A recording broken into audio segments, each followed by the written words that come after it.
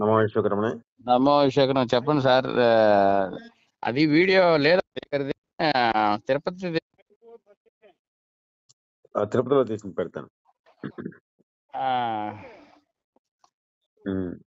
ఏం సార్ సంగతులు? లేసారా? చెప్పండి. నేను ఎప్పుడో 6 గంటల 5:30కే లేచాను. అదే. ఏం సార్ ఇంకా ప్లానింగ్ ఏంది? నెక్స్ట్ డిబేటింగ్ ఉంది ఎక్కడ? విజయవాడలో. సబ్జెక్ట్ గాయత్రి. గాయత్రి దేవత లేదని నేను, వాళ్ళు ఉందని వాళ్ళు. ఎవరు? అన్య బ్రాహ్మణులు ఉందని. ఎక్కడ? ఓపెన్ డిబేటా లేకపోతే ఓపెన్ అదే పబ్లిక్ వేదికలో పెడతారు.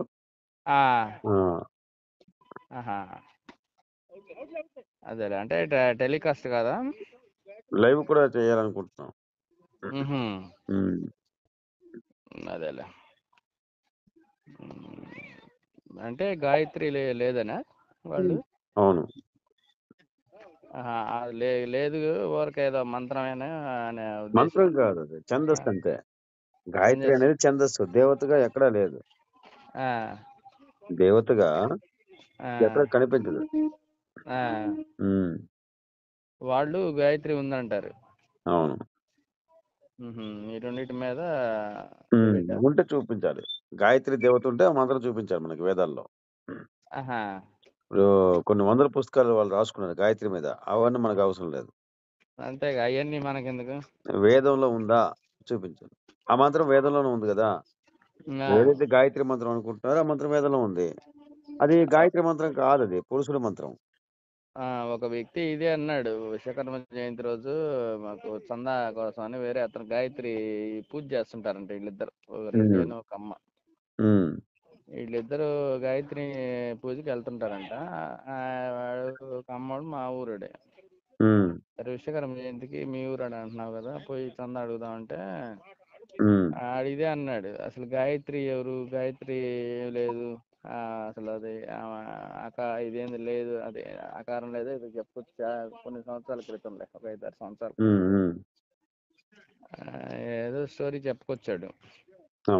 అంటే ఎవరికి తెలిసిందో వాళ్ళు చేసుకొని ఏదేందో వాళ్ళకి ఆ ఫండ్స్ ఉంటున్నాయి కాబట్టి కాలక్షేపం చేస్తున్నారండి.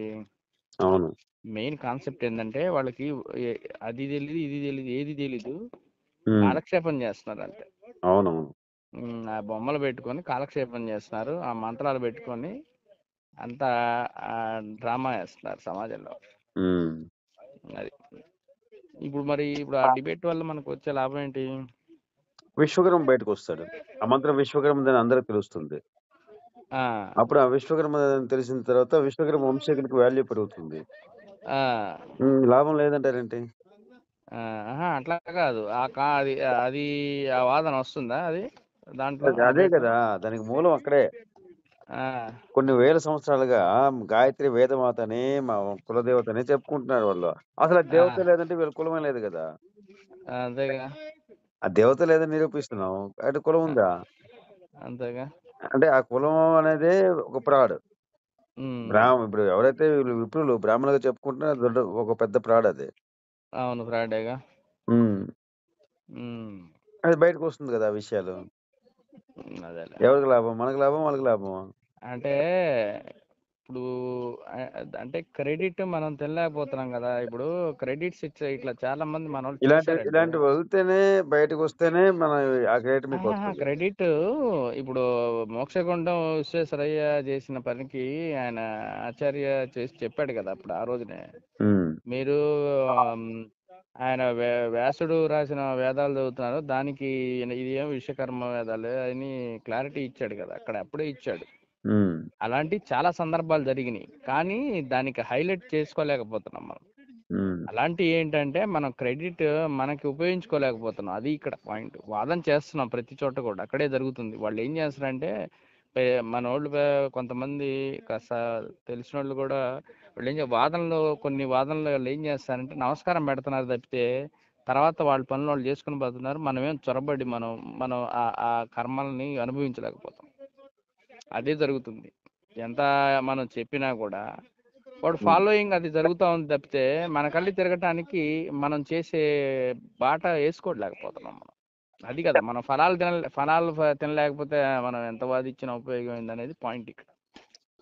ఎందుకు ఫలాలు తినలేకపోతున్నాం అని నాకు అర్థం అదే కాదు. కదా ఇప్పుడు జరుగుతున్నది, అదే కదా ఇప్పుడు ఫలాలు. ఇప్పుడు వాడు ఎంత మట్టు మనం ప్రయత్నం చేస్తున్నాను, ఇన్ని లక్షల మందిలో నేను ఒక్కడిని ప్రయత్నం చేస్తున్నాను, అవుద్దా? అట్ట కాదుగా. నాలాగా అందరూ చేయాలి, ముందుకు అక్కడక్కడ రావాలి. జరుగుతానే ఉన్నాయి. మీరు చేస్తున్నారనే విషయం కాదు, ఇక్కడ ఉమ్. జరిగింది చాలా పాత రోజుల్లో కూడా బొచ్చెడని జరిగినాయి ఇట్లా అవునండి, వాదనలు పాత రోజుల్లో ఎన్ని జరిగి జరిగాయండి. వాళ్ళు అది కూడా ఏం అప్పుడు చేశారంటే అప్పుడు జరిగింది. సోషల్ మీడియా లేదు, మనం వాళ్ళు ఆ, పుస్తకం వేసుకున్నారు అంతే. కానీ ఇప్పుడు కానీ మళ్ళీ ఇటువంటి జరిగితే ఇప్పుడు సోషల్ మీడియాలో చాలా బాగా వైరల్ అయిపోద్ది. ఇప్పుడు ఇది ఇప్పుడు అందరికి వెళ్ళిపోద్ది, రీచ్ ఇప్పుడు ఏం అయిపోద్ది. జరుగుతుందంటే మారకపోగా వాళ్ళు ఏంటంటే వాళ్ళు ఫండ్స్ ఉన్నాయి కాబట్టి రెండో వాడిని ఎంకరేజ్ చేయాల్సిన అవసరం ఏంది అనే పాయింట్కి వస్తుంది తప్పితే అక్కడ పూర్తిగా ఇటు తిరుగుతుంది అనే విషయం లేదు. అక్కడ విషయం కనపట్ల. సరే, మీరు అలా వెయిట్ చేయండి, నేను ఎలా తీసుకొస్తాను చూస్తున్నాండి. ఇప్పుడు ప్రయత్నం మాది కూడా అదే. మీలాంటి ఇప్పుడు మేము యువకులు కూడా ఇలా నిరుత్సాహపడమే మనం ముందుకు అసలు వెళ్ళలేకపోతున్నాం. నేను నిరుత్సాహం అసలే ఉండదు మంది. మన నిరుత్సాహం ఉండదు అసలు. మీ అట్లా మీ ప్రయత్నం మీరు ఏం చేశారు చెప్పండి. మన ప్రయత్నం మేము అది కాదు, చేస్తూనే మీరేం ఉంటాం. చేశారు చెప్పండి. మాకు వచ్చిన సమస్యల్ని మేము ఎదుర్కొంటానే ఉన్నాం. మాకు వచ్చిన మన బహిర్గతంగా చేయాలనుకున్నా కూడా చేస్తాం. ఎందుకంటే ఇప్పుడు మీరు ఆ రూట్లో బహిర్గతంగా ఉన్నారు చేయాలి. కాబట్టి మేము బహిర్గతంగానే చేస్తాం. ఎవరికి భయపడం కూడా భయపడం. నేను చెప్పాను కదా మీకు ముందుగానే, నేనైతే పుస్తకం అయితే కూడా చూడడం. నేను అది కూడా చెబుతున్నా, పుస్తకం చూడకుండా నేను విశ్వకర్మ గురించి చెబుతా. అది విషయం, నా కాన్సెప్ట్ అది. అవును, మీరు ఎన్ని పుస్తకాలని చూసుకోండి, నేను విశ్వకర్మని చెబుతా. అదేనా నా కాన్సెప్ట్ అది. నేను ఎప్పుడైనా దాని గురించే వాదన చేస్తాను. నువ్వు ఎన్నైనా వేదాలు చూసుకొని ఎన్ని పుస్తకాలు అని చెప్పండి, నేను విశ్వకర్మని చెబుతా. అదొక్కటే నేను చెప్పేది. నేను దాని నుంచే నేను ముందుకు వెళ్తా, దాని నుంచే నేను విశ్వకర్మని తీసుకొస్తాను. అది నేను చెప్పేది అది. అందుకని అలాగే చేయాలి. ఇప్పుడు వాళ్ళు ఏదో రాసుకున్న దానికి మనం సమాధానం చెప్పాల్సిన అవసరం ఏం లేదు అసలు. అవును, అంతే. అవన్నీ చెప్పుకుంటా పోతే మనకు కాతే ఇక్కడ ఏం పాయింట్ ఏంటంటే వేదాలనే బౌర్డర్ దాటి బయటకు వెళ్ళేంత వరకు, బయటకు వెళ్ళని వరకు మీరు సేఫ్టీ. వేదాలే మీరు పట్టుకోవాలి, ఆ బోర్డర్ లోనే మీరు ఉండాలి. మీరు వేదాలు వదిలేసి ఉపనిషత్తుని, పురాణాలని, కథలని, కట్టుకథలని చెప్పి వెళ్ళారంటే అక్కడ మీకు క్లీన్ బౌల్ చేస్తారు. వేదం అనే బోర్డర్ లో ఉన్నంత వరకు మీరు చాలా సేఫ్టీగా ఉంటారు అనమాట. వాళ్ళు ఓడిపోతారు. అది మనకు వేదం వచ్చే బలం. వేదాలు క్లారిటీ అంటే వేదాలు అనే బోర్డర్ లో ఉన్నంత వరకు మీరు సేఫ్టీ అంటున్నాను. అంటే వేదం పట్టుకున్న వరకు మీరు సేఫ్టీ. వేదం దాటి బయటకు వచ్చారా వాళ్ళు బౌల్ చేస్తారు. అదేలే.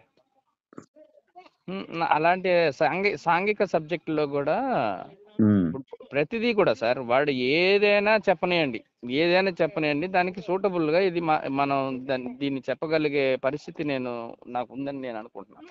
ఇప్పుడు ప్రయోగించేది. విజయవాడ వస్తారా? డిబేటింగ్ డేట్ ఎప్పుడు జూన్ లో అనుకుంటాను. జూన్ లో ఇంకా డేట్ ఇద్దాం అనుకుంటాను. చెప్పండి, నేను వస్తాను, ఇబ్బంది లేదు. నేను ఆ టైంలో అవకాశం ఉంటే నేను కూడా. ఎలాగా అన్ సీజన్ కదా, పురోహితులకు ఎవరికి పనులు ఉండవు ఇప్పుడు. అవును, అన్ సీజన్ కదా. అంటే మాకు మొన్ననే మేము ఏం చేసామంటే కొంత నేర్చుకుందాము, నాకు అంటే నోటికి వస్తే బాగుంటదిలే కొన్ని అని నా ఉద్దేశంతో ఆ వేదం అని మన అతను ఇక్కడ చేసేవాళ్ళు ఎవరు లేరు, చెప్పేవాళ్ళు ఎవరు లేరు.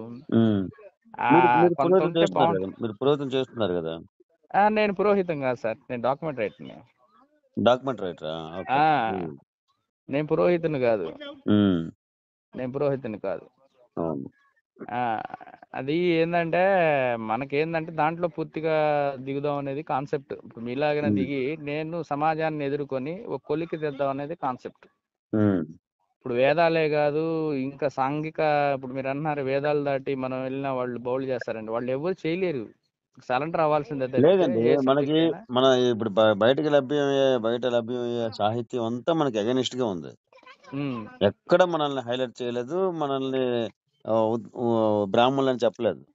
ఇంకా వాళ్ళు ఏం చేస్తున్నారంటే ఆ పురాణంలో ఉన్న కట్టుకథలు, కల్పిత కథలు అన్ని రాస్తూ వీళ్ళు శంకర జాతి వాళ్ళని వాళ్ళు నిరూపిస్తున్నారు అనమాట. వాళ్ళు కథల ప్రకారం మనల్ని శంకర జాతి వాళ్ళు అని చెప్తారు. వీళ్ళు శూద్రులు అని చెప్తారు అనమాట. అదే దాన్ని ఆధారంగా వీళ్ళు పబ్లిక్ లోకి వచ్చి వీళ్ళు శూద్రులండి, వీళ్ళు బ్రాహ్మణులు కారు, విశ్వకర్మ వంశీకులు అంటారు, విశ్వబ్రాహ్మణులు అంటారు. పనిచేసేవాళ్ళు ఇప్పుడు నాయ బ్రాహ్మణులు అంటే ఎలా, వాళ్ళు బ్రాహ్మణులు పెట్టుకున్నారు, వాళ్ళు ఎలా శూద్రులో వీళ్ళు అట్లాగే అట్లనే వీళ్ళు కూడా అని చెప్తారు వాళ్ళు. అది ఎవరితో నాలాంటి వాడు ఎదురుపడితే నోరు మూసుకుంటారు. సబ్జెక్ట్ లేని వాళ్ళ దగ్గర ఇలా చెప్తారు. అది ఎవరి దగ్గర? టీవీలో చెప్తారు, వాళ్ళ కార్యక్రమాలు వాళ్ళకి పబ్లిక్ తెలియదు కదా, డిబేటింగ్ లో చెప్తారు, ఇవన్నీ చెప్తుంటారు. వాళ్ళకి తెలియదు కదా, అది ప్రచారం అయింది. అది కొన్ని కోట్ల మంది చూస్తున్నారు అది. కానీ మనవాడు ఎవడు కూడా టీవీలోకి ఒకవేళ పొరపాటున వెళ్ళినా కూడా మేము బ్రాహ్మణులు అని చెప్పుకోడు. ఆ దౌర్భాగ్యం అక్కడ. అవునవును. మేము మేమే బ్రాహ్మణులు చెప్పాల్సిన అవసరం వచ్చినా చెప్పరు వీళ్ళు. మేము విశ్వకర్మలు అంటారు. పాయింట్ ఏంటంటే ఇప్పుడు విశ్వకర్మ అది కాదండి, విశ్వకర్మ గురించి చెప్పాల్సిన అవసరం ఉంది, చెప్తాం. కానీ అక్కడ అది చెప్పేటప్పుడు మేము బ్రాహ్మణులు అని చెప్పుకోవడానికి మన దౌర్భాగ్యం రావట్లేదు ముందుకి.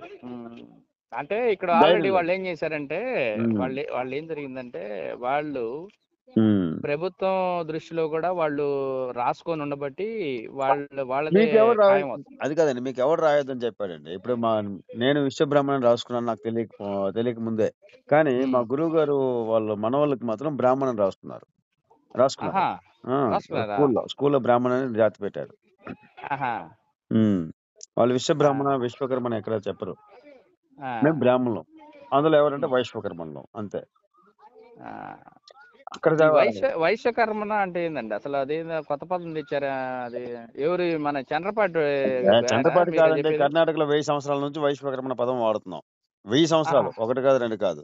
వైశ్వకర్మణ అంటే ఏంటి అసలు? అది ఇంకా మీరు సాహిత్యం చదవక మీకు తెలియలేదు కానీ కొన్ని 500 కాదు 150 సంవత్సరాల క్రితం రాసిన మన గ్రంథాలు ఉన్నాయి కదా, విశ్వకర్మ వంశాగం ఇటువంటివన్నీ, అందులో కూడా వైశ్వకర్మణ పదం ఉంది. మీకు ఇంకా సింపుల్ గా చెప్పాలంటే వైశ్వకర్మణ పదం వేదాల్లో 71 సార్లు రిపీట్ అయింది. 71 సార్లు. ఎందుకంటే విశ్వకర్మ వంశం గురించి చెప్పేటప్పుడు కానీ, మన జాతి గురించి చెప్పేటప్పుడు కానీ వైశ్వకర్మ పదం వేదంలో వాడారు. అది ఎట్లా అంటే శివ భక్తులకి ఏమంటారు? శైవులు అంటారు. సి కన్వర్ట్ సై అవుతుంది, శైవులు అంటారు. విష్ణు భక్తులకి ఏమంటారు? వైష్ణవులు అంటారు. అదే విశ్వకర్మ భక్తులు కానివ్వండి, విశ్వకర్మ వంశీకులు కానివ్వండి, వాళ్ళ ఫాలోవర్స్ కానివ్వండి, వైశ్వకర్మలు అవుతారు. వైశ్వకర్మనులు. విశ్వకర్మ వైశ్వకర్మన, శివ శైవ, విష్ణు వైష్ణవ, అలాగనమాట. ఇది వ్యాకరణబద్ధమైన ఒక మంచి పదం అనమాట. పదమే అది. ఏంటి అది? అంటే దేనికి ఉపయోగపడుతుంది మనకి? అంటే మీరు ఎవరు అని చెప్పేటప్పుడు బ్రాహ్మణులు అని చెప్పుకోవాలి. ఇప్పుడు బ్రాహ్మణులు ఎవరంటే వాళ్ళు ఏం చెప్తారు? కొంతమంది స్మార్తులు అని చెప్పుకుంటారు, కొంతమంది మాధవులు అని చెప్పుకుంటారు, కొంతమంది వైష్ణవులు అని చెప్పుకుంటారు, ఇలా చెప్పుకుంటారు కదా బ్రాహ్మణులు. అప్పుడు మనం బ్రాహ్మణులు అని చెప్పిన తర్వాత బ్రాహ్మణుల్లో మీరు ఎవరు అంటే వర్గాలు ఉన్నాయి కదా, మేము వైశ్వకర్మణులం అని అప్పుడు చెప్పుకుంటాం. అది వైశ్వకర్మ అంటే విశ్వకర్మ వంశీకులు అని. అవును, అదే ఆ పదం డైరెక్ట్ గా మనం చెప్పుకోవచ్చు కదా. డైరెక్ట్ గా చెప్పాల్సిన అవసరం లేదు. ముందు బ్రాహ్మణ పదం మీ నోటి నుంచి బయట రావాలండి, అప్పుడే జనాలు గౌరవిస్తారు. అది రాకుండా మీకు ఎవరు గౌరవిస్తారు? విశ్వకర్మ అంటే వాళ్ళు చెప్పింది ఓ నాయ బ్రాహ్మణులు, వీళ్ళు ఒకటే, వాళ్ళ అలాగే శూద్రులు, వీళ్ళు అలాగే శూద్రులు అంటారు. మీరు బ్రాహ్మణ పదానికి మీరు ఎందుకు ఒప్పుకోవట్లేదు? మీరు అది మీ గురించి చెప్పారండి వేదం. వేదములో బ్రాహ్మణ అనే పదం మీ గురించి చెప్పబడింది, వాళ్ళ గురించి కాదు. వాళ్ళు విప్రులు అంతే. వాళ్ళు విప్రుల వరకు, అంటే వాళ్ళ విప్రులు ఎవరు ఎంతవరకు అంటే వాళ్ళలో ఉపనయనం చేసే వరకు శూద్రులే. ఉపనయనం జరిగిన తర్వాత ద్విజులు అవుతున్నారు. ఆ ద్విజుల్లో ఎవరైతే వేదాలు నేర్చుకుంటారో వాళ్ళు విప్రులు అవుతారు. ఆ వేదం నేర్చుకున్న వాళ్ళలో ఎవరైతే బ్రహ్మజ్ఞానం పొంది ఉంటారో వాళ్ళు బ్రాహ్మణులు అవుతారు. ఇప్పుడు ప్రస్తుత కాలంలో ఒక్కడు కూడా -5 పాయింట్ ఉంటుంది కదా, ఆ % కూడా ఎవడు బ్రాహ్మణుడు లేడు వాళ్ళు అనుకునే వాళ్ళలో. అందరూ దానిలో కొంతమంది విప్రులు ఉన్నారు, ద్విజులు ఉన్నారు, శూద్రులు ఉన్నారు అంతే. ఎందుకంటే ఇది ఏ ప్రాతిపదిక చెప్తున్నామంటే మనుస్మృతిలో ఒక ఇది ఉంది, ఒక శ్లోకం ఉంది. జన్మనే జాయతే శూద్ర కర్మనే జాయతే ద్విజ వేద పాఠంతో విప్రాణం బ్రహ్మజ్ఞానంతో బ్రాహ్మణ అనే ఒక శ్లోకం ఉంది. ఆ శ్లోకం ఏంటంటే ఉమ్, పుట్టేటప్పుడు అందరూ శూద్రులంట. ఉమ్, మరి తర్వాత ఎవరైతే ఉపనయనం చేసుకుంటారో వాళ్ళు ద్విజులంట. వాళ్ళలో ఎవరైతే వేదపాఠం నేర్చుకుంటారో వాళ్ళు విప్రులంట. ఉమ్, ఆ వేదపాఠం నేర్చుకున్న వాళ్ళలో బ్రహ్మజ్ఞానం కలిగిన వాడే బ్రాహ్మణులని వాళ్ళే చెప్తున్నారు. ఉమ్. ఇప్పుడు ఉండే సోకాల్డ్ బ్రాహ్మణులకి ఎంతమంది బ్రహ్మజ్ఞానం తెలుసు? ఒక్కడికి తెలియదు. అసలు అసలు బ్రహ్మజ్ఞానం అంటే అసలు అట్లా బ్ర- ఎలా వస్తుంది అది అది ఆ బ్రహ్మజ్ఞానం అనేది చెప్తున్నాను. బ్రహ్మ అంటే అది అర్థం ఏంటి? ఇంకా లోతు సబ్జెక్ట్ అది ఆ పాయింటే లోతు సబ్జెక్ట్. వినండి, చెప్పేది వినండి. బ్రహ్మ అంటే అర్థం ఏంటి? వేదాలకి ఒక డిక్షనరీ ఉంటుంది, వైదిక నిఘంటు అంటారు అది. ఆ నిఘంటులో బ్రహ్మ పదానికి శ్రేష్టము జ్యేష్టము అని అర్థం ఉంది. ఇంకొక అర్థం శ్రేష్టము ఏంటంటే జ్యేష్టము. శ్రేష్టము జ్యేష్టము. ఇంకొక అర్థం ఏంటంటే మంత్రము అని కూడా అర్థం ఉంది. అయితే ఈ శ్రేష్టం ఎవరు అంటే దేవతల్లో శ్రేష్ఠుడు ఎవడు? జ్యేష్ఠుడు ఎవడు? జ్యేష్ఠుడు శ్రేష్ఠుడు. అంటే అక్కడ బ్రహ్మ ఎవరు? విశ్వకర్మ. మీరే చెప్పారు. ఆ విశ్వకర్మ గురించి ఎవరు అధ్యయనం చేస్తున్నారు, ఆరాధన చేస్తున్నారు, ప్రచారం చేస్తున్నారు? వారే బ్రాహ్మణులు.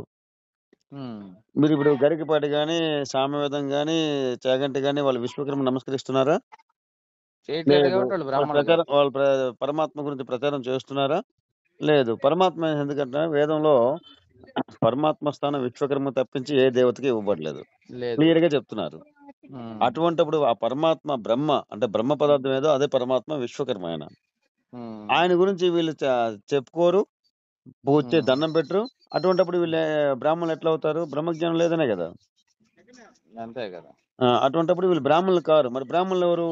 ఎవరైతే విశ్వకర్మను ఆరాధిస్తున్నారో, విశ్వకర్మను ప్రచారం చేస్తున్నారో, ఆయన నమ్ముకున్నారో వాళ్ళే బ్రాహ్మణులు. అవును. అప్పుడు మీరే బ్రాహ్మణులు అవుతారు కదండి. అంతే కదా. మరి అటువంటిప్పుడు బ్రాహ్మణులు చెప్పుకోవడానికి మీరు ఎందుకు భయపడతారు? నేను ఎందుకు అసలు మేము భయపడము అసలు. ఎందుకంటే అది మీరు అన్నారు మొదటి వైశ్వకర్మ చెప్తా ఉన్నారు కదా. వైశ్యకర్మన అంటే అది సెకండరీ. ఇప్పుడు బ్రాహ్మణుల్లో వైశ్యకర్మన అని మీరు చెప్తున్నారు. వినండి, బ్రాహ్మణుల్లో ఎవరైతే సోకాల్డ్ బ్రాహ్మణులుగా చెప్పుకుంటున్నారో మన భారతదేశంలో 3198 వర్గాలు ఉన్నాయి వాళ్ళలో. ఒక రాష్ట్రానికి వాళ్ళకి సెట్ అవుతుంది అనమాట. ఆ విధంగా 3000 చిల్లర వర్గాలు ఉన్నాయి. ఎవరిని అడగండి, వైష్ణవుడు కూడా మేము బ్రాహ్మణులు అంటారు, స్మార్తులు కూడా మేము బ్రాహ్మణులు అంటారు, మాతలు కూడా మేము బ్రాహ్మణులు అంటారు, శైవులు కూడా మేము కూడా బ్రాహ్మణులు అంటారు. అందరూ అంటారు బ్రాహ్మణులు అంటారు. నిజమైన వైదిక బ్రాహ్మణులు మీరు మాత్రమే మేము బ్రాహ్మణులు కాదండి విశ్వకర్మలు అంటారు, విశ్వ బ్రాహ్మణులు అంటారు. అది అజ్ఞానం అనాలా, చాదస్తం అనాలా, భయం అనాలా నాకు అర్థం కావట్లేదు. అంటే అది కాలం కొంతకాలం రాసి పెట్టి, అంటే కాలం నిర్ణయించేది మనమే కాబట్టి, అది టైం మనమే రాసింది అంటే అన్ని మనం చేసేదే కాబట్టి అది దానికి సాంఘిక సబ్జెక్ట్ అదంతా. ఇప్పుడు జరిగేదంతా సాంఘిక సబ్జెక్ట్. ఇప్పుడు నేను ఎక్కడ మోటివేషన్ క్లాసులు చెప్పినా కూడా గోవాలో చెప్పాను, తర్వాత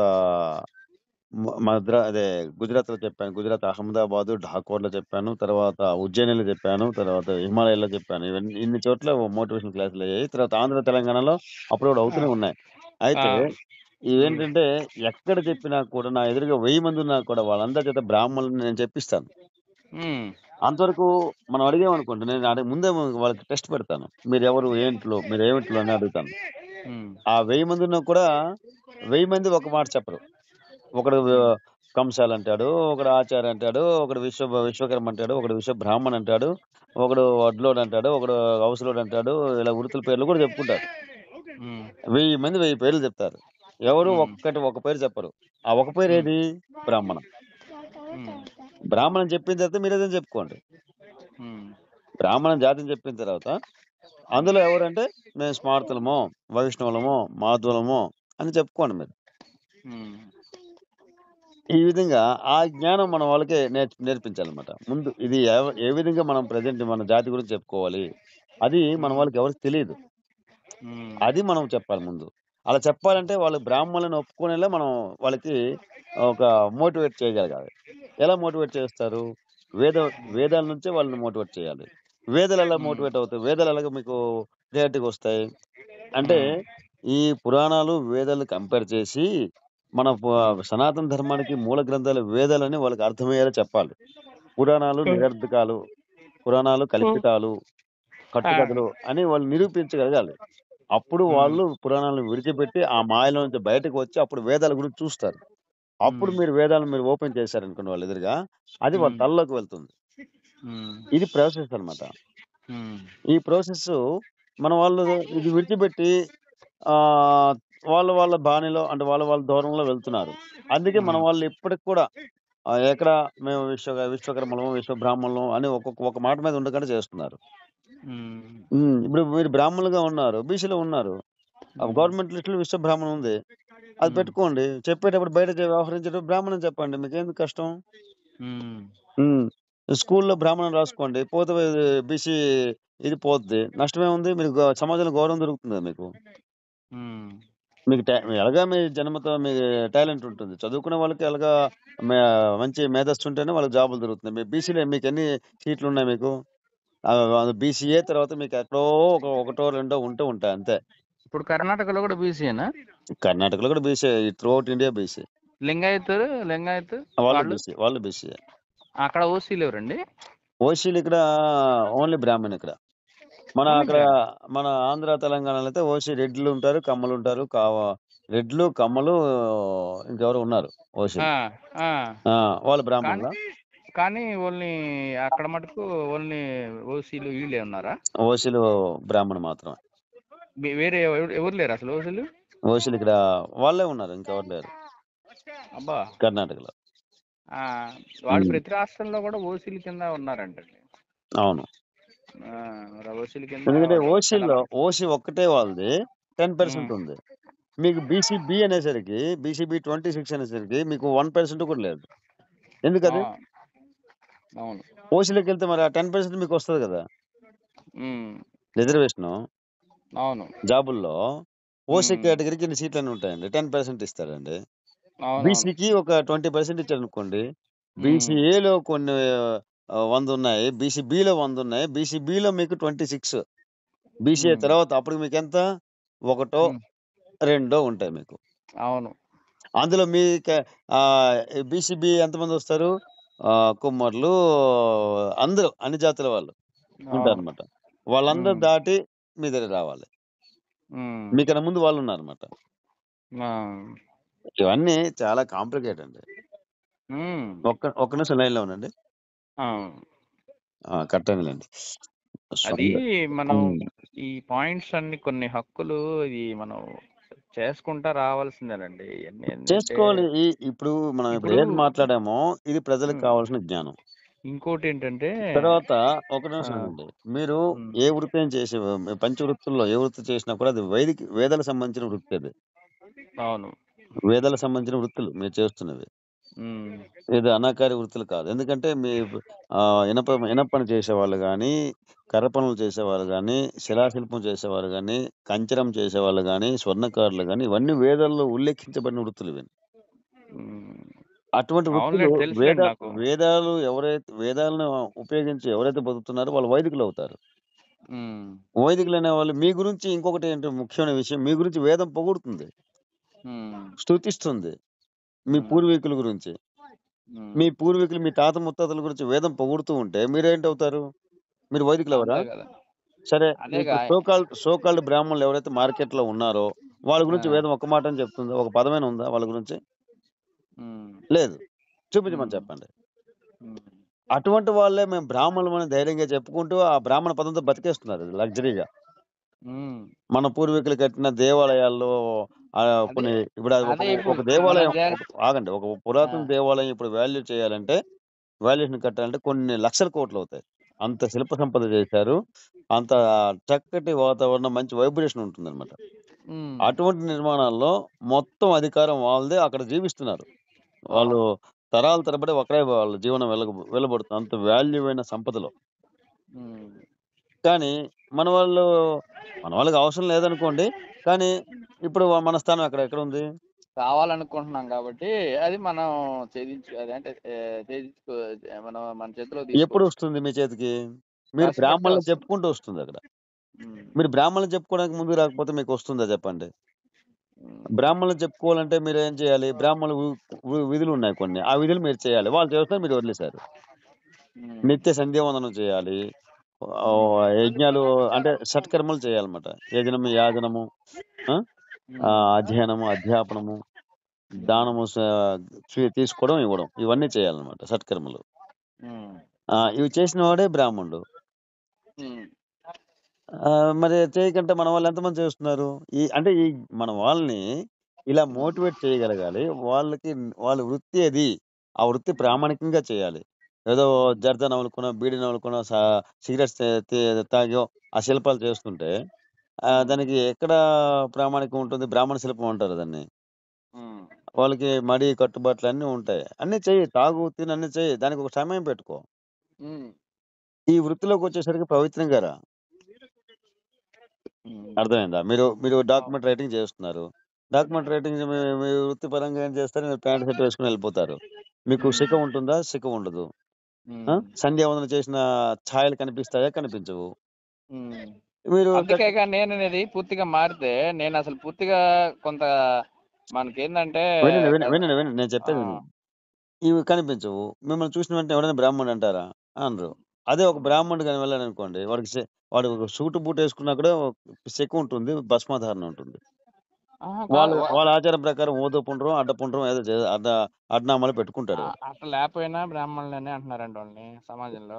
సమాజంలో అంటే వాళ్ళు చెప్పుకుంటారండి. మీరు చెప్పుకోరు కదండి. మీరు బ్రాహ్మణులు అంటే కాదంటారు ముందే మీరు. అక్కడ సమస్య ఎక్కడ ఉంది? అదేం లేదులే గాని సమస్య అక్కడే ఉంది. మీరు పొరపాటున ధోతి కట్టుకొని చక్కగా రుద్రాక్ష మాలలు అన్ని వేసుకొని పుండ్రీకలు ధరించుకొని మీరు రోడ్డు మీద వెళ్తుంటే, అయ్యా మీరు బ్రాహ్మణులు రండి అని అంటే, అయ్యో మేము బ్రాహ్మణులు కాదని మేము విశ్వకర్మలు అంటారు, విశ్వబ్రాహ్మణులు అంటారు. ఎందుకు మీరు అలా? మీరు వైదికులు, వేదాలు మీ గురించి రాయబడ్డాయి, మీ పూర్వీకులే రాశారు. అటువంటప్పుడు మీరు బ్రాహ్మణులను ఒప్పుకోలేకపోతున్నారు ఎందుకు?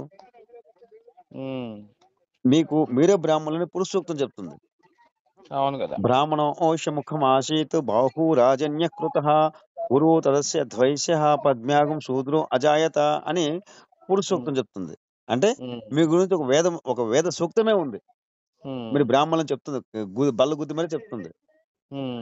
ఎట్లా అంటే అది మందని ఎలా అనుకుంటారని మీరు క్వశ్చన్ రావచ్చు.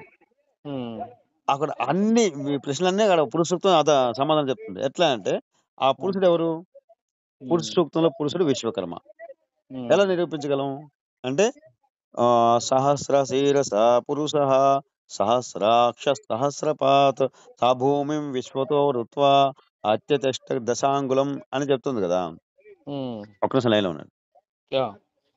నమో విశ్వకర్మనే అని కట్ చేశారు. ఈ విధంగా పురుష ఏవేదగం సర్వం యద్భూతం యచ్చ భవ్యం ఉదామృతత్వం, ఇలాగా ప్రతి మంత్రంలోనూ అంటే చాలా మంత్రాల్లో 11 సార్లు పురుష ప్రయోగం వస్తుంది.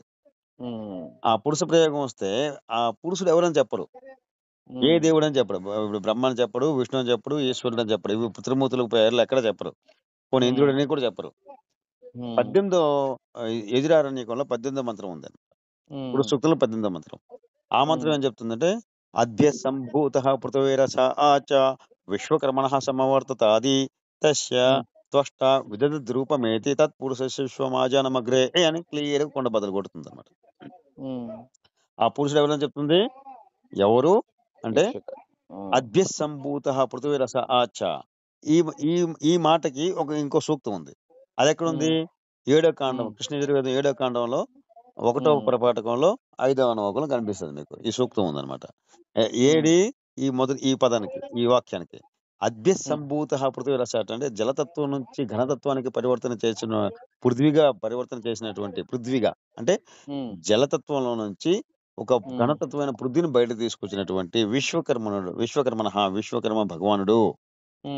సమవర్తత అది అంటే అందరికీ సమాన న్యాయం చేసేవాడు. అంటే ఈ సృష్టిలో ఆయనదే కాబట్టి సమవర్తత అంటే అర్థం ఏంటంటే ఆ సృష్టి అంతని ఒక సమాన దృష్టితో చూసేవాడు.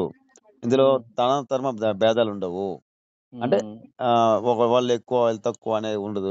వాడు జంతువు, వీడు మనిషి, వాడు దేవత అనే భేదాలు ఉండవు. అందరూ కూడా ఆయన బిడ్డలే. ఉండదు కదా, ఎందుకు ఉంటుంది? ఆయన అందరూ ఆయన. ప్రకృతి అంతా ఆయనలోంచి వచ్చింది కాబట్టి ఆయన సంతానమే ప్రకృతి అంతాను. ఈ ప్రకృతిలోనే దేవతలు కలుస్తారు. మనుషులు, గంధర్వులు, యక్షలు, కిన్నెర, కింపురుషు, జంతు జాలం, తర్వాత పశుపక్షాదులు, క్రిమికీటకాలు అన్ని ఇవంతా ప్రకృతి అన్నమాట. అవునా? ఆయన నుంచే కదా వృక్షాలు, వచ్చేది. కొండలు, జలాశయాలు, నదులు, సముద్రం అంతా ప్రకృతే. ఈ ప్రకృతి అంతా తన సంతానం అయ్యేటప్పుడు సమవర్తత అది. ఈ ప్రకృతిని అంటే ఒక సమన్యాయంతో చూస్తాడు. ఎవరు? ఆ విశ్వకర్మ అంట. సరే, అతను ఎక్కడున్నాడు? తస్య అతను త్వష్ట విదదద్ రూపమేతి, త్వష్ట మొదలైన రూపాలను తానే ధరించి విశ్వమాజానమగ్రే, ఇది మొత్తం విశ్వమంతను ఆయన నిండి ఉన్నాడు అని ఆ మంత్రం కొండ బదులు కూడా చెప్తుంది. ఇక్కడ త్వష్ట విదదద్ రూపమేట అని చెప్పారు. త్వష్ట విదదద్ రూపమేతి అంటే త్వష్ట మొదలైన రూపాలు. అక్కడ త్వష్ట తప్పించి మిగతా దేవతల పేర్లు చెప్పాలి. త్వష్ట ఎవరు? ప్రజాపతి. అంటే మొదట విశ్వకర్మ నిరాకారుడు, సాకారకుడు త్వష్ట ప్రజాపతికి సాకారుడయ్యాడు. అంటే ఆయన ప్రకటించుకున్న రెండో రూపమే త్వష్ట ప్రజాపతి. దాని తర్వాత వచ్చిన వాళ్ళు మిగతా వాళ్ళు. అర్థమైందా? వసు, రుద్ర, ఆదిత్యులు దాని తర్వాత వచ్చిన వాళ్ళు. అష్టవసులు, ఏకాదశ రుద్రులు, ద్వాదశ ఆదిత్యులు, పంచబ్రహ్మలు, పంచ ఋషులు, వీళ్ళంతా. పంచబ్రహ్మలు అంటే బ్రహ్మ, విష్ణు, ఈశ్వర, ఇంద్ర, సూర్యుడు, వీళ్ళు పంచబ్రహ్మలు. మిగతా వాళ్ళంతా దేవతలు, గణాలు, మనుష్యులు, జంతువులు అందరూ పుట్టిన తర్వాత. అర్థమైందా? పుట్టిన తర్వాత ఇది వాళ్ళ క్రమం అన్నమాట. అంటే త్వష్ట తర్వాతే మిగతా దేవతలు అందరు పుట్టారు. అందుకే విశ్వకర్మ తర్వాత త్వష్ట చెప్పాడు అనమాట. త్వష్ట మొదలైన రూపాలు తానే ధరించి మొత్తం విశ్వం మొత్తం ఆయన ఆవరించాడు అనేది అక్కడ అర్థం అనమాట. ఇక్కడ క్లియర్ అయింది కదా. పురుషుడు ఎవరు? విశ్వకర్మ అని క్లియర్ అయిపోయింది. ఆ విశ్వకర్మ నుంచి ముక్కు నుంచి పుట్టిన వాళ్ళు ఎవరు? పంచబ్రహ్మలు. 5 ముఖాలు కదా. త్వష్ట విశ్వకర్మకి 5 ముఖాలు. పరమాత్మ, ప్రజాపతి, త్వష్ట విశ్వకర్మ సాకార రూపం అనమాట. అది 5 ముఖాలు ఉంటాయి. 5 ముఖాలు ఎలా? ఒక్కొక్క ముఖం నుంచి సద్యోజాత, వామదేవ, అఘోర, తత్పురుష, ఈశాన ముఖాల నుంచి వరుసగా సానగ, సనాతన, అహభూన, ప్రత్న, సుపర్ణ ఋషులు, మనుమయ, త్వష్ట, శిల్పి, విశ్వజ్ఞ బ్రహ్మలు పుట్టారన్నమాట. వాళ్ళకి మానస పుత్రులుగా సానగ, సనాతన, అహభూన, ప్రత్న, సుపర్ణ ఋషులు, బ్రహ్మ ఋషులు పుట్టారు. వీళ్ళే కదా మన గోత్ర పురుషులు. వీళ్ళు ఎక్కడి నుంచి వచ్చారు? ఆ పరమాత్మ సాకార రూపమైనటువంటి త్వష్ట విశ్వకర్మ యొక్క 5 తలల నుంచి వచ్చారు. అంటే పరమాత్మకు ముక్కు నుంచి పుట్టిన వాళ్ళు మీరే కదా. అప్పుడు పురుషోక్తం క్లియర్ గా చెప్తుంది కదా. బ్రాహ్మణం ముఖం ఆసీత్. ఆ పురుషుడి ముఖం నుంచి పుట్టిన వాళ్ళే బ్రాహ్మణులు. మీరు కాకుండా ఎవరున్నారండి ఇంకా? ఇలా చెప్పగలిగితే ఎవడు కాదంటాడండి? ఇలా చెప్తే చాలు కదా. మీరు అందరూ ఎక్కడ ఇదే మాటని ఊరు ప్రచారం చేయండి.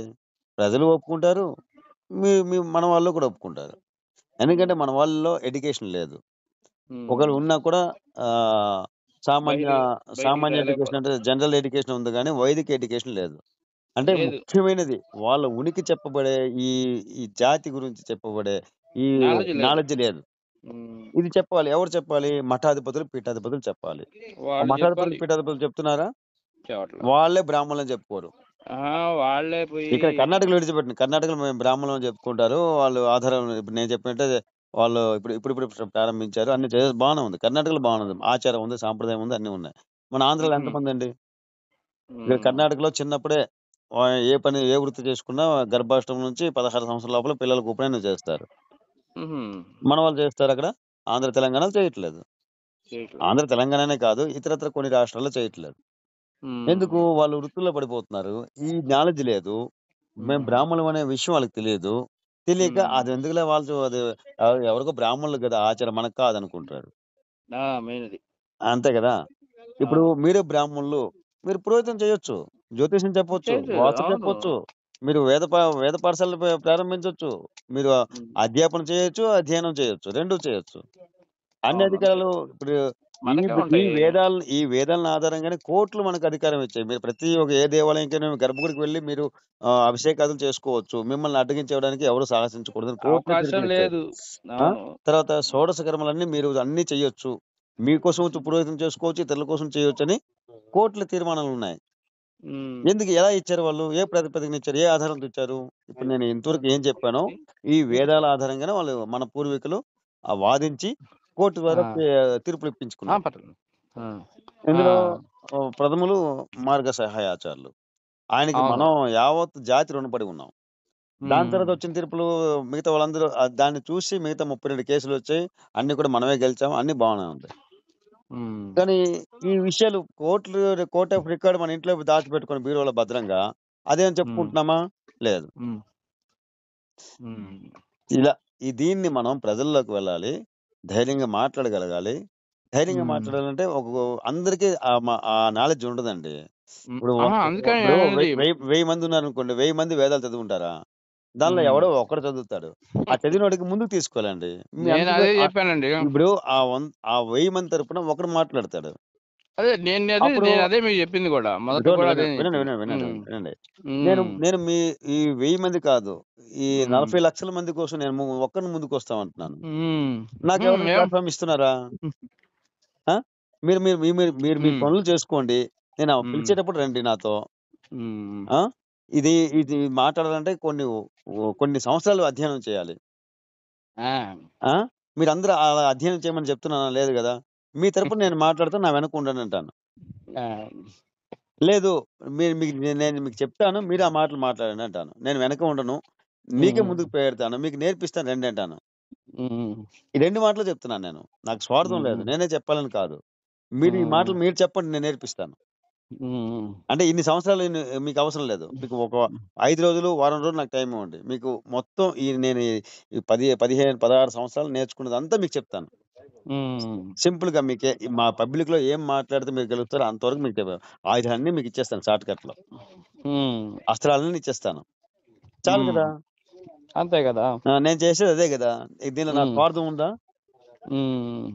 నేను ఒక్కనే అన్ని చోట్లకి వెళ్ళగలనండి. వెళ్ళాను కదా. ఇప్పుడు మీ ఊరు వచ్చానండి, నేను మోటివేషన్ క్లాసులు పెడతాను. ఒక 5 రోజులు టైం తీసుకుంటాను. 5 రోజులు నాతో మీరు ఉండాలి, ఉదయం నుంచి సాయంత్రం వరకు. ఏదో ఒక తీర్థయాత్రకు వెళ్ళానో, లేదంటే ఇతరత్ర ఏదో మా ఫంక్షన్ ఉందనుకున్నా మీరు సెలవు పెట్టుకుని ఉండాలి మీ విధులకి. అప్పుడు మీ జీవితానికి సరిపడే మీకు నాలెడ్జ్ నేను ఇస్తాను. ఇక్కడ పాయింట్ ఒకటి 2 రోజులు కాదు, మీ జీవితానికి సరిపడే నాలెడ్జ్ మీకు ఇస్తాను. వినండి. నోట్స్ ఇస్తాను. ఉండండి ఒక్క నిమిషం, మీరు చెప్తారు. నోట్స్ ఇస్తాను, నాలెడ్జ్ ఇస్తాను. అంతే ఉంటాయా? చెప్పండి. మీకు లైఫ్ సరిపోయే నాలెడ్జ్ ఇస్తాను. ఒక 5 రోజులు నాతో కేటాయిస్తే, కనీసం 3 రోజులైనా మీరు శిబిరాలు పెట్టుకున్నారంటే నేను వచ్చి మీకు పాఠం చెప్తాను. అప్పుడు ఆ శిబిరంలో 100 మంది అనుకోండి, 100 మంది మోహనాచార్యులు అవుతారు. 100 మంది మోహనాచార్యులు అవుతారు. 1000 మంది వస్తే 1000 మంది మోహనాచార్యులు అవుతారు. అప్పుడు మన పూర్వవైభవం రాదంటారా మీరు? చెప్పండి. ఇదే ఈ నాలెడ్జ్ కావాలి కదా. మీరు లౌకిక నాలెడ్జ్ మీరు స్కూల్లో, కాలేజీలో దొరుకుతాయి మీకు. దానిలో ఎక్కడైనా మీరు బ్రాహ్మణులు చెప్తున్నారా? లేదు కదా. ఎక్కడ చెప్తున్నారు? వేదాలు చెప్తున్నారు. వేదాలకి మీకు చెప్పే పాఠశాలలు ఎక్కడ ఉన్నాయా? కనీసం తిరుపతికి మీరు చేరుకుంటామంటే వాళ్ళు చేరనివ్వరు మిమ్మల్ని.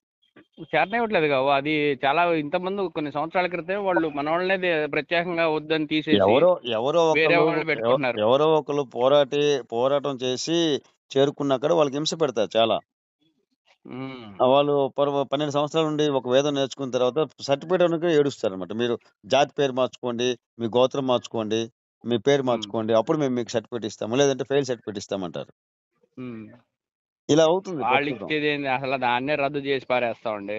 ఎక్కడ రద్దు చేశారండి? మొత్తం చేసి ఇప్పుడు ఎవరైతే చూడండి, ఎవరైతే సమాజంలో నిమ్న వర్గాలుగా సృష్టించబడ్డారో వాళ్ళ చేత వాళ్ళని చేర్చుకుంటున్నారు. ఇప్పుడు సమాజంలో అస్పృశ్యులు అని వాళ్ళే ఎవరైతే సోకాల్డ్ బ్రాహ్మణులు వారే వీళ్ళు అస్పృశ్యులు అని ఊరు బయట పెట్టారు. వాళ్ళు వెళ్తే చేర్చుకుంటారు, కానీ మిమ్మల్ని చేర్చుకోరు. అవును, అదేంటంటే వాళ్ళ బలం కోసం చేర్చుకుంటున్నారు వాళ్ళు. లేదండి, వాళ్ళు వేదం నేర్పిస్తున్నారు. ఇప్పుడు జీవోల ప్రకారం వాళ్ళకి పురోహితులు స్థానం కూడా ఇస్తున్నారు. మీకెందుకు చేర్చుకోరు? చేర్చుకుంటే మన అపోజిషన్ కదా. అది మీరు మీరు అపోజిషన్ అవన్నీ వదలండి. వాళ్ళ బాబు సొమ్మ వేద పాఠశాల వాళ్ళ బాబు సొమ్ము అది. గవర్నమెంట్ సొమ్ము కదా, మన డబ్బులు కదా, మనం హుండీలో వేసిన డబ్బులే కదా అవన్నీ. ఇప్పుడు ఇప్పుడు నేను కూడా అనేది అదేనే సార్. ఇప్పుడు ఏంటంటే ప్రజల సొమ్ము కదండి. దాన్ని ఆపేయాలి సార్. అది ఆపేయాలి. అయ్యి మరి ఎవడు ఆపుతున్నాడు? మనం అనుకుంటున్నాం మీరు మనమే ఆపుతాం. దేవుడు ఆపాల్సిన అవసరం ఉందండి. ఎవడు ఆపాల్సిన అవసరం లా. కొన్ని వందల సంవత్సరాలుగా జరుగుతున్న అన్యాయాన్ని ఇంతవరకు అంతే మరి. టైం రావాలి కదా. అది మనం నిర్ణయించిందే కదా. వాడిదే ఉంది. లేటెస్ట్ గత సంవత్సరం జరిగిన ఇన్సిడెంట్ చెప్తాను చూడండి. తిరుపతి వేద పాఠశాలకి మన శివకుమార స్వామి గారి అబ్బాయి, అంటే ఈశ్వరీ మాత మఠాధిపతులు అనమాట, చెప్తున్నాను జరిగిన విషయం. వాళ్ళ అబ్బాయికి 2 సంవత్సరాల క్రితం తీసుకెళ్తే మీ అబ్బాయి చిన్న వయసు అండి, వచ్చే సంవత్సరం రండి అని చెప్పారు. మళ్ళీ 2వ సంవత్సరం అదే సమయానికి వెళ్తే, అడ్మిషన్ టైంకి వెళ్తే, లేదండి మీకు అసలు రమ్మని పిలిచాం కానీ ఎందుకు ముసిలో గుద్దులాట, మిమ్మల్ని మేము చేర్చుకోమండి, మా వాళ్ళు ఒప్పుకోరు, మీరు విశ్వబ్రాహ్మణులు, మేము మిమ్మల్ని చేర్చుకోమండి అని క్లియర్గా చెప్పారు. అక్కడి నుంచి నాకు ఫోన్ చేశారు ఆయన, ఎవరు స్వామి గారు. ఫోన్ చేసి, ఏంటి ఆచార్య గారు ఈ పరిస్థితి, గతసారి ఇలా చెప్పారు, మళ్ళీ ఈ సంవత్సరం వస్తే పిల్లాడి పట్టుకుని వస్తే వాళ్ళు చేర్చుకోమంటున్నారు, దీన్ని మనమే చేయలేమంటే వెంటనే ఇమీడియట్ గా ఎఫ్ఐఆర్ చేసి కేసు వేయండి అని చెప్పాను. అవును, కేసు వేయండి అని చెప్పాను. కేసు వేస్తే ఆయన మఠాధిపతి ఇవన్నీ ఆయనకి ఎందుకో కేసు వేయకుండా, మరి మా అబ్బాయికి వేదం నేర్చుకోవాలి, కేసులన్నీ తర్వాత పక్కన పెడితే తర్వాత చూసుకుందాం, ఇప్పుడు మా అబ్బాయి పరిస్థితి నేను వేదం నేర్పించాలనుకుంటున్నాను, ఏంటంటే అంటే, సరే నేను జాయిన్ చేశాను. ఇక్కడ కర్ణాటకలో మనది ఆనగుంది మఠంలో మనకి ఋగ్వేద పాఠశాల ఉంది. సంపూర్ణంగా ఋగ్వేదం గణపడం వరకు చెప్తారు. 12 సంవత్సరాలు చెప్తారు. అయితే నేను మాట్లాడి వెంటనే చేర్పించాను వాళ్ళకి. కేసు వేయడానికి ఆయన ముందు రాలే.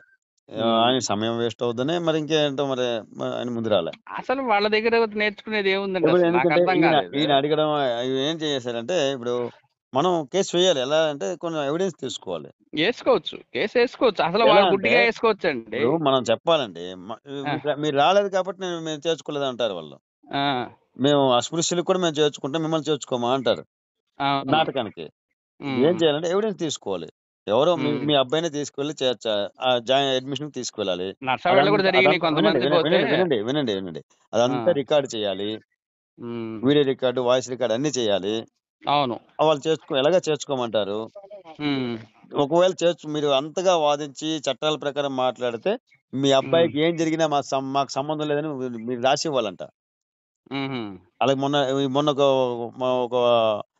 ఒక దంపతులకు అడిగారు, ఒక కుటుంబంకి అడిగారు అనమాట, బలవంతంగా చేరుస్తామంటే, సరే మేము చేర్చుకుంటాము, అడ్మిషన్ చేసుకుంటాము, మీ అబ్బాయి రేపు పొద్దున్న ఏమైనా కూడా మాకు సంబంధం లేదని మీరు రాసి ఇవ్వాలి, సంతకం పెట్టి ఇవ్వాలంటున్నారు. అంటే అడ్మిషన్ చేసిన తర్వాత చంపేస్తారు వాళ్ళు పిల్లాడికి. అదే చెబుతుంది. చంపేసిన వాళ్ళ మీద కేసు పెట్టకూడదు, కేసు పెట్టకుండా మీరు రాసి ఇచ్చేయాలి. ఇలా జరుగుతుంది అనమాట. ఇవన్నీ మనం రికార్డ్ అయితే ఇమ్మీడియట్ గా వాళ్ళకి అందరికి అరెస్ట్ చేసి అది మూతపడుతుంది. ఇలా చేయాలి. ఎంతమంది చేస్తున్నారు ఇలా? ఇదండి. మనకు నష్టపేటలో కూడా జరిగింది. 2-3 మన చేరటానికి వెళ్తే చేర్చుకోమని చెప్పారట. అవును.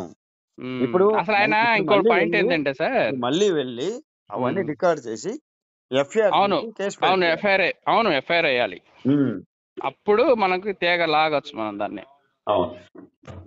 దాన్ని చేయొచ్చండి. నేను మటుకు అదే ప్రయత్నంలో ఉన్నాను. నేనైతే మటుకు చేస్తాను. నేను ఆ దారిలోకి రావాలి పూర్తిగా. మాకేందంటే ఇప్పుడు సమాజంలో మన విశ్వకర్మలు అంటే వ్యాపారాలు కూడా ఏమి ఉండట్లేదండి. స్పష్టంగా అది కూడా చెప్తున్నాం మీకు. ఉంటే ఈ పాటికి ఎప్పుడో నేను బయటకు వచ్చాడు. ఇప్పుడు కాదు, నాకు ఈ విశ్వకర్మ గురించి నాకు గాడ్ ఇచ్చిన గిఫ్ట్ దాదాపు 10-15 సంవత్సరాల నుంచి ఉంది. నాకు 20 సంవత్సరాల నుంచి కూడా నేను అదే అనుకుంటున్నా. కానీ మనకేందంటే ఉపాధి, ఇప్పుడు మా ఫాదరు ఆయన కూడా లేరు, అంటే నా మ్యారేజ్ ఏంటండి చెప్తున్నా, వృత్తుల్లో ఎక్కి రావటం మనకి ఏంటంటే ఎక్కడో ఒక కుటుంబం ఉంటుంది, మనల్ని ఇప్పుడు హెల్ప్ చేసేవాళ్ళు ఉంటారు సమాజంలో. ఇప్పుడు గవర్నమెంట్ ఉద్యోగం అంటే ఎటో కొట్ట మనం డబ్బులు వస్తే అది వేరే విషయం. మార్కెట్లో ఏంటంటే మనకి ఈ గ్రోత్ రావాలంటే చాలా కష్టంగా ఉంటుంది. రావట్లా, బిజినెస్ ఇవ్వట్లా, ఎవరు కరణాలని పోతున్నారు, లేకపోతే ఇంకోళ్ళు వాళ్ళు తెలిసిన వాళ్ళని పోతున్నారు. మన వాళ్ళు ఎవరు ఉంటారు? మన వాళ్ళు కూడా ఏంటంటే మన వాళ్ళు కూడా పక్కన వాళ్ళ దగ్గరికి పోతున్నారు. అట్లా ఉంటున్నాయి బిజినెస్. అంటే మన వాళ్ళకి కుల గజ్జి ఉండదు. అది లేకపోవటం వల్ల పెద్ద మైనస్ అవుతుంది. లేకపోతే ఈ పాటికి ఎప్పుడో నేను బయటకు వచ్చేసేవాడిని, సబ్జెక్టు ఆపేసేవాడిని అంతే. వాడెవడైనా కానీ ఇప్పుడు మోక్షగుండ ఎట్ట ఆపేసాడో అట్ట ఆపేసేవాడు మొత్తం ముందు. ఉమ్, తర్వాత సంగతి తర్వాత మనం కూర్చొని మాట్లాడతాం కదా, ముందు ఆపు. అవును. అట్లా ఉండాలి కానీ ఈ కథలు చెప్పుకుంటా పోతే కుదరదు అనుకుంటున్నాను నేను అనేది అది. కథలు చెప్తే ప్రయోజనం లేదు. పోరాటం అస్సలు మొహాటం కూడా ఏం లేదు. ఉమ్. అది నేను చేసే పని అయితే అది నేను అనుకుంటాను దాన్ని బట్టి అది అనుకుంటున్నాను. ఇంకోటి మీరు ఇప్పుడు మాట్లాడారు వృత్తుల గురించి. ఈ మన పంచవృత్తులు కూడా మన చేతిలో ఉన్నాయా? లేవు కదా. అటువంటిప్పుడు అన్ని వస్తాయి సార్, అన్ని వస్తాయి. ఈ వృత్తి కాదు నేను చేసేది, డాక్యుమెంటరీ రైటర్ అండి. ప్రస్తుతం ఎప్పుడైతే వృత్తులు బయటకు వెళ్ళిపోయో అప్పుడు మీరు వీక్ అయిపోయారు. అదేలే వాస్తవానికి. మరి ఇప్పుడు నేను చేసేది డాక్యుమెంటరీ రైటింగ్ కదా. ఇప్పుడు అది మన వృత్తే, అది మన వృత్తే. ఇప్పుడు అవును, అన్ని పనే మనమే సార్. కానీ ఇప్పుడు ఏది జనాలు ఏది మన జనాలు ఉంటే అప్పుడే రాజుల కాలంలోనే మన నుంచి వాళ్ళు తీసుకున్నారు. ఇప్పుడు వరుసగా ఒక 50 కుటుంబాలు ఒక చోట ఉంటే నేను ఆదరించబడతాను. నేను ఎమ్మటే బయటకు వస్తాను. నాకు గాడ్ ఇచ్చిన గిఫ్ట్ ని తీసుకొని బయటకు వచ్చి షేర్ చేస్తాను. అది చేయటానికి లేదు కదా ఇప్పుడు. అట్లా ఇప్పుడు ఒక 50 కుటుంబాలు, ఎక్కడో ఒక కుటుంబం ఉంటది, వాడిని ఆదరించేవాడు పక్కన వాడు ఆదరించారు. వాళ్ళేం బాగా డెవలప్ అయి ఉన్నారు, వాళ్ళ తాలూకు మనుషుల దగ్గరికి వెళ్తున్నారు కానీ మన దగ్గర రారు కదా. అట్లా ఉంటుంది అనమాట. 4 రూపాయలు వస్తేనే కదా మనం ముందుకెళ్ళేది. అవును. డబ్బు ప్రస్తుతం అందరికీ ఖర్చు పెట్టలేకపోయినా నాకు నేనైనా ఖర్చు పెట్టుకోగలగాలిగా. అవును. అట్లా చేయాలంటే అయినా కానీ మొండిగా నాకు సపోర్ట్ చేస్తామంటే ఇప్పుడు మీలాగనే మీరు సపోర్ట్ ఎవరు చేయట్లేదని అంటున్నారు కదా, అట్లా సపోర్ట్ చేసినా నేను ఇప్పుడు పోయి ఆపేస్తా. అవును. క్లోజ్ చేసేస్తా అంతే. ఇంకా దాని గురించి తర్వాత మాట్లాడుకుందాం. ఇప్పుడు అంతేగాని ఇలాంటి వాళ్ళు ముందుకు రావాలి. ఎవరైతే మీకు కొన్ని విషయాలు ఇప్పుడు నేను మాట్లాడాను ఇంతవరకు, మీరు చాలా విషయాలు మీరు గ్రహించుంటారు. ఏ విధంగా మనం పబ్లిక్ లో వెళ్ళాలి, ఏ విధంగా మాట్లాడాలి, మీరు ఏ విధంగా చెప్పుకోవాలి, ఇవన్నీ మీరు గ్రహించుంటారు.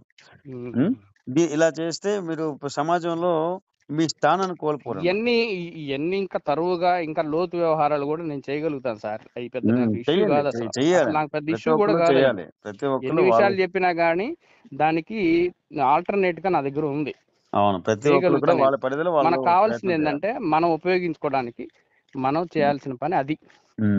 అలాంటివి చేయాలి తప్పితే మనం ఇంకా లేట్. ఇప్పుడు మనం ఎన్నో తరాలు పోయినాయి, ఇంకా మటుకు కుదరదు. మనం అనుభవించాల్సిందే. మనకు కావాల్సింది ఇప్పుడు నేనే అనిపించట్లేదే. సమాజంలో గౌరవంగా, అందుకే నేను సమాజంలో గౌరవంగా ఉన్నాను, గురుస్థానంలో ఉన్నాను. ప్రతి ఒక్క అన్ని జాతుల వారు నన్ను స్వామి గారు, గురువు గారు, ఏ విధంగా అయినోరు అని పిలుస్తారు ఇక్కడ కర్ణాటకలో. ఎందుకు? నేను అలా ఉన్నాను కాబట్టి. నేను అలా ఉన్నాను. నేను అలాగే చెప్పుకుంటాను కాబట్టి. నేను శిల్పం చేస్తున్నాను, పబ్లిక్ లో శిల్పం చేస్తుంటాను. మడి ఆచారం అంటే పంచ ఉత్తరీయం రుద్రాక్షలు విభూతులతో ధరించి చక్కగా మనం యజ్ఞ హోమాలకు ఎలా కూర్చుంటాం అదే విధంగా కూర్చొని నేను శిల్పం చెప్తుంటాను. ఇది అక్కడ చూసే వాళ్ళకి ఎలా ఉంటుంది? భక్తిగా ఉంటుంది లేదా? కనీసం చెప్పులు వేసుకుని దగ్గరికి రాడు. చెప్పులు ఎక్కడో దూరం, మన ఆహారం చూసే చెప్పులు అంత దూరం విడిచిపెట్టి వస్తాడు. ఇది గౌరవం. మనం ఎప్పుడు ఎందుకు గౌరవం వస్తుంది? మనం అలా కనిపిస్తే గౌరవిస్తారు. ప్రజల్లో ఒక ముద్ర పడింది కదా, ఎలా బ్రాహ్మణులు ఇట్లా ఉండాలి అనే ఒక ముద్ర అయితే ఉంది కదా. మీరు అట్లా ఉండగలిగితే మీకు గౌరవం వస్తుంది. దాన్ని విడిచిపెట్టేసి నేను ప్యాంట్ షర్ట్ వేసుకుంటాను అంటే మీకు స్ప్రెడ్ అయిపోయింది వాళ్ళ. ఇప్పుడు కులం జనరల్ గా అందరితో కలిసి అందరిలాగా ఉంటామంటే మీకు అందరిలాగా చూస్తారండి. ఇప్పుడు మీకు ప్రత్యేక గౌరవం కావాలంటే మీ ఆచరణ మీరు పాటించండి. అప్పుడు మీకు ప్రత్యేక గౌరవం, మీ గౌరవం మీకు దొరుకుతుంది. అది గౌరవం. ఓకే, గౌరవం అంటే ఇప్పుడు బ్రాహ్మణ అనేది ఎందుకు పనికొస్తుంది అనేది వాడికి తెలియదు. వాడు వరకు దండం పెడుతున్నాడు తప్పితే. ఇప్పుడు మాకు చిన్నప్పటి నుంచి మాకు భక్తులని పల్లెటూరులో ఉంటది కదా, గౌరవం, చాలా గౌరవం ఉండేది. మరి ఆ గౌరవం మేము అదే అడిగాం సమస్య వస్తే. కొన్ని పల్లెల్లో ఏ సమస్యకైనా మన వాళ్ళని ఆశ్రయించేవాళ్ళు. అంటే ఇప్పటికీ కొన్ని పల్లెలు ఉన్నారు. మా పెద్దనాన్న ఉన్నారు, ఆయన పొత్తింగ్ అని చిన్న గ్రామం. ఆ చిన్న గ్రామం కాదులేండి, కొంచెం 5,000 మంది ఉంటారు. నేటు మాకు అక్కడ పొత్తింగ్ పక్కనే మాదనండి. మాది మందస, రాజకోట. లేదు, ఆంధ్ర మాది. కర్ణాటక వచ్చి 18 సంవత్సరాలు అయింది అంతే. అయితే ఆంధ్రాలో అక్కడ మా పెద్దనాన్న గారు ఆయన తామాడ నరసింహాచార్యులని, ఆయన గోల్డ్ స్మిత్ బంగారం పని చేస్తారు. తర్వాత పురోహితం చేస్తారు. జ్యోతిష్యం అని చెప్తారనమాట. ఆ ఊర్లో ఇంటిల్లపాది ఈవెన్ అన్య బ్రాహ్మణులు కూడా ఏదైనా శుభకార్యాలంటే ఇక్కడికొచ్చి అడుగుతారు. ఇక్కడికొచ్చే ముహూర్తాలు తీసుకుంటారు. అక్కడ ఒరియా బ్రాహ్మణులు ఉంటారనమాట. ఒరియా బ్రాహ్మణులు పేరుకే బ్రాహ్మణులు. వాళ్ళకేం తెలీదు. వాళ్ళు వ్యవసాయం చేసుకుంటారు. ఇతరత్ర వేరే పనులు చేస్తుంటారు. గానీ పొజిషన్‌లో ఉండేది అక్కడ మా మా పెదనాన్న. మంచి ఉత్తమమైన వాళ్ళు చేసేది బంగారం పని వృత్తి. కానీ ఈ ప్రతి ఒక్క ఇంటికి కూడా ఈయన అవసరం ఉంటుందనమాట. ఒక శుభకార్యం చేయాలనుకున్నా, స్మార్ట్‌గా అంటే అపరకర్మలు చేయాలనుకున్నా, ఒక దేనికైనా ముహూర్తాలు పెట్టాలన్నా ప్రతి విషయానికి కూడా ఈయన నోట్లో నాలుకలా ఉంటారనమాట. అలా ఎన్ని చాలా కుటుంబాల్లో చాలా పల్లెల్లో ఉన్నారలాగా. అంటే ఈయన బంగారం పని చేస్తారని ప్యాంట్, షర్ట్ ఏసుకొని చేయడాయన. చక్కగా ధోతి వేసుకుంటారు. చక్కగా సంధ్యావందనం చేస్తారు. భస్మం ధరిస్తారు. ఇవన్నీ చాలా చక్కగా చూస్తే అయన్నీ అప్పుడు ఇప్పుడు బ్రహ్మలా కనిపిస్తారు. కరెక్టే సార్. ఇప్పుడు మా పాత కాలంలో మా తాతలు పాత వీళ్ళందరూ కాలం కూడా కాదండి. మా పెద్దనాన్న చెప్తుంటే పాత మొన్న కాలం అంటారు మళ్ళీ. మా పెద్ద మాదే మా తాతలు కూడా అంతే. మా తాతయ్య హ్మ్. ఉన్నాడు. మా తాతయ్య కూడా హ్మ్. అట్లనే మేము అసలు ఇప్పుడు ఈ కొన్ని కార్యక్రమాలకైతే ఈబూది రేఖలు బ్రహ్మాండంగా నీట్‌గా వచ్చేవాడు. ఒక కార్యక్రమానికి పిలిస్తే. హ్మ్. ఇప్పుడు ఆ పద్ధతులు అయన్నీ ఏమి లేవు. అన్నీ పోయినాయి. కాతే అప్పుడు వీళ్ళేం చేస్తున్నారంటే, అప్పుడు సందర్భాన్ని ఇతరులు ఏం చెబుతున్నారంటే, మీ మీద మాకు బాగా గౌరవం ఉండేదని అని అంటున్నారు ఇప్పుడు. కానీ ఇప్పుడు కానీ జస్ట్ ఎటువంటి అవన్నీ గౌరవం? ఇప్పుడు కానీ ఎటువంటి గౌరవం? చూడండి. ఇప్పుడు గౌరవం అనేది వాడికి తెలీదు. మా తాతలు నేతులు తిన్నారు. ఇప్పుడు మా మూతుల వాసన చూడండి వాడు వస్తుందా? లేదు. అట్ట కాదు. ఇప్పుడు కూడా ఆ నేతులు తినాలంటే ఇప్పుడు కూడా మీరు మీ నే ఆచరణ మీరు ఆహా! చేయాలి. ఇప్పుడు నేను వాళ్ళు తింటున్నారు ఇప్పుడు వాళ్ళు. వాళ్ళు ఎట్లా ఉన్నవాడు బ్రాహ్మణులనే అంటున్నారు. అది వాళ్ళు ఎలా ఉన్న అది నేను అంటుంది. ఇప్పుడు మీరు అట్లానే ఉండాలంటే కుదరదు ఇక్కడ. ఇక్కడ పాయింట్ ఇప్పుడు నలుగురున్నారు మా చూడండి. ఫ్రెండ్స్ ఉన్నారు సార్. మీరు ప్యాంట్, షర్ట్ వేసేటప్పుడు వేసుకొని బయటకి వెళ్ళండి. వెళ్ళినా కూడా మీ లక్షణాలు కనిపించాలి. ఒక విభూతి ధారణం, రుద్రాక్షలు, తర్వాత ఈ 3 ఉంటే మీరు సూట్ ఏసుకొని వెళ్ళండి. సూట్, బూట్ ఏసుకొని మిమ్మల్ని బ్రాహ్మణుడే అంటారు. తర్వాత మీరెక్కడైనా లోకల్‌గా చిన్నప్పటి నుంచి ఇంత వయసు వరకు మీరెక్కడ బ్రాహ్మణుడు అని చెప్పుకోలేదు. మిమ్మల్ని ప్రజలెందుకు ఒప్పుకుంటారు? అవసరం లేదు. బ్రాహ్మణ అవసరం అని మీరు చెప్పుకోవాల్సిన పనేముంది. చెప్పుకోవాలి కదండీ! ఆహా! వాడు చిన్న అట్లని పిల్లాడిని కాదు అడిగినా కదా! మీరెవరంటే మేము అవసరం బ్రాహ్మణులు అని లేదు. గట్టిగా అరుస్తాడు వాడు. మేము బ్రాహ్మణులం అని గట్టిగా అసలు అరుస్తాడు. మీ పిల్లలు అరుస్తారా అలాగా? ఆ? బ్రాహ్మణులు అసలు అయినా వాళ్ళతో మనకు పోటీ ఏముందండి? వాళ్ళతో మనకు పోటీ దానికి కాదండి. మీ పోటీ గురించి ఏం లేదుగా. వాళ్ళతో మీకు పోటీ అవసరం లేదు. మీ గురించి మీరు ఆ! చెప్పుకోవాలి కదండీ! చెప్పుకోవాలి. అంటే మొదటి నుంచి వచ్చింది అదే గదా! అదే మనం మీరు చేసిందేం కాదు గదా! అక్కడ మీ తప్పు కదా ఇప్పుడు అది. అప్పుడు అట్లా అనుకునేటప్పుడు మన పెద్దల్ని మనం పెద్దలు అవసరం నిందిస్తున్నాం. లేదు. మీ పెద్దలంతా మన వదిలిపెట్టండి. మీ మన తరం నుంచి, పెద్దలు మీ జనరేషన్ నుంచి, ఇక నుంచి రేపటి నుంచి మీరు అయన్నీ చేయండి ఆ పని. జరుగుతాయి సార్. అయన్నీ వస్తాయి. అది కామన్‌గా వస్తాయి. అదొస్తేనే సబ్జెక్ట్ ఇప్పుడు అది వాళ్ళున్నారు. జరిగితేనే మీకు వాళ్ళెప్పుడు గౌరవం పెరుగుతుంది. మిమ్మల్ని వాళ్ళెప్పటి ప్రజలు నుంచి గుర్తిస్తారు. ఇప్పుడు వాళ్ళు చెప్పుకునేవాళ్ళున్నారు. ఎప్పటి నుంచి వచ్చిందో వాళ్ళకి తెలీదుగా. ఇప్పుడు మనం గూడా అంతే. ఇప్పుడు మనకు అవసరమైనప్పుడు మనం మనం మనం వినండి. వాళ్ళు హ్మ్. హ్మ్. ఇప్పుడు ఉండే స్థానం మన స్థానం. ఒకప్పుడు హ్మ్. మనం ఈ బ్రాహ్మణ స్థానంలో ఉండేవాళ్ళం. మనుషుల్లో హ్మ్. అందుకే మనకు ఆచార్య అనే బిరుదుని పట్టం కట్టారు.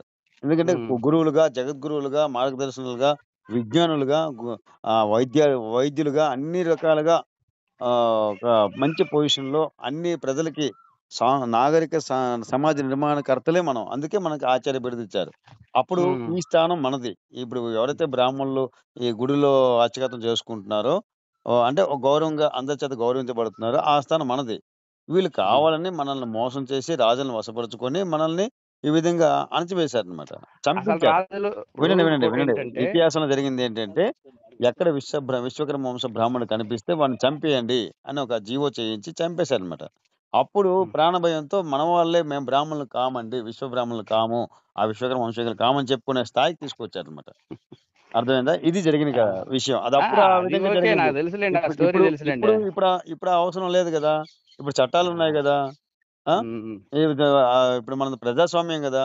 మీ గురించి హ్మ్. మీరు చెప్పుకునే హక్కు మీకుంది గదా! చెప్పుకోండి అని నేను హ్మ్. చెప్తున్నాను. ఇది. హ్మ్. ఓకే ఆచార్య. నాకు పనుంది. మీతో ఓకే. మళ్ళీ ఓకే. మాట్లాడతానండి. మళ్ళీ మాట్లాడదాం. ఓకే. నమో విశ్వకర్మ. నమస్తే.